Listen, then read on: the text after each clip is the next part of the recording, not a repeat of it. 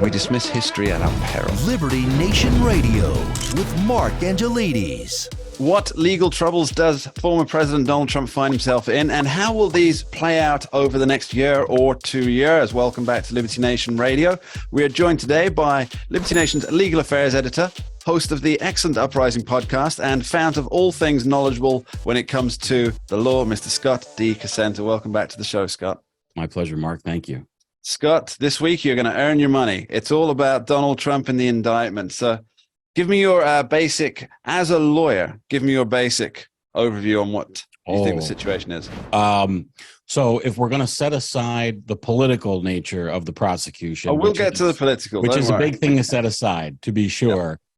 Yep. If it were not a political prosecution, it would just read like, gee, this guy's got a real uphill battle in front of him, this defendant, to defeat these charges. Basically, they've got 30 plus documents that they say Donald Trump shouldn't have access to, and they're charging him with a federal crime for having each one of them, and then multiple federal crimes for how he tried to hide that he had them and keep them from investigators. And if he just gets convicted on, one of those, that is maybe a life sentence effectively for Donald Trump. He just turned 77, and so any a significant, custodial sentence might be a life sentence. And the evidence in at least one of those cases seems to be quite strong based on the transcript of a recorded interview that took place in Donald Trump's office in New Jersey while he was passing around, allegedly passing around documents he didn't have legal access to. So obviously there's a lot of talk about how this is the thing that's going to stop Donald Trump.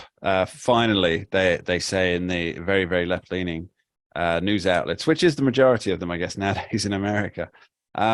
But even if he is found guilty down the road, and we will talk about the timescale in just a moment, there's nothing to stop him still campaigning and still assuming the office of the presidency, is there?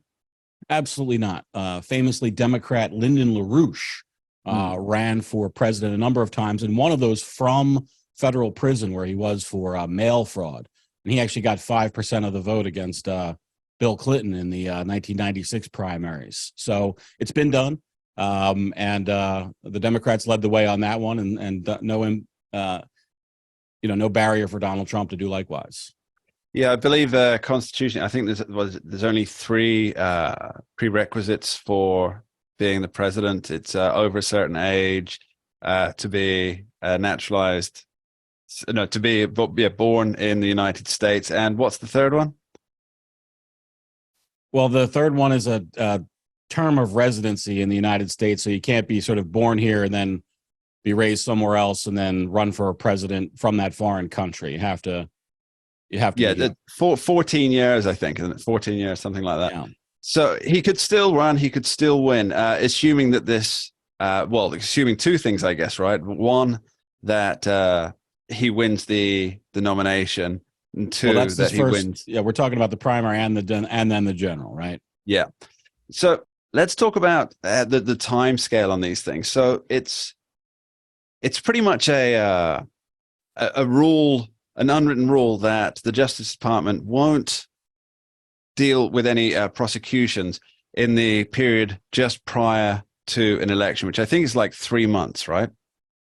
I believe that is their policy. Yeah. But in this case, if I can jump the line here, we have a different situation altogether, which is that the judge sets the calendar for these things.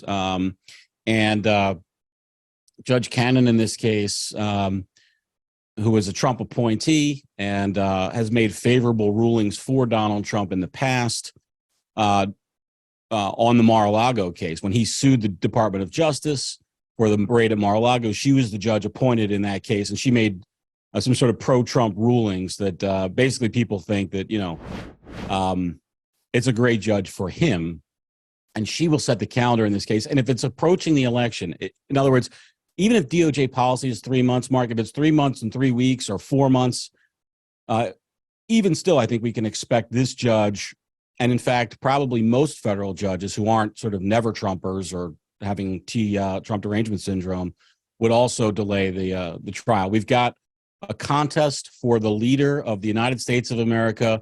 The incumbent is the one who's prosecuting the case against the challenger, and it's his court case. The implications are staggering. And I think it would be wise, any federal judge, if Donald Trump actually won the nomination, okay, and it was him versus Biden, well, it would be really smart for the judge to say that let's hold off, because in many ways, I think that election for a lot of people will be a referendum on that case, and there's no legal reason to have it done ahead of time. It's not like we can say, well, there's a compelling issue here. This has to be resolved before November if we're in, beginning of June, for instance. Okay, sure. There's no reason not to wait some more time. The evidence is not going to spoil. Okay, so now bear with me on this as I track down this particular rabbit hole. If Donald Trump does indeed become the nominee for the Republican Party, and then Joe Biden becomes the Democrat nominee, which presumably he will be, barring some health incident or something, then the court case could be put on hold, and if not by the Judge Eileen Cannon, then certainly by the Department of Justice, just out of because it would look really bad for the Department of Justice. Then if Donald Trump won, he could pardon himself and then stop the entire investigation, right? Well, so those are two separate things, and he would, I'm sure, do both. So the stopping the prosecution would be something he would certainly do, and that's just a matter of the prosecutor saying to the judge, we want to withdraw these charges. There was famously a case in federal court in the D.C. area where the Trump administration said that they wanted to drop the prosecution. I think it was of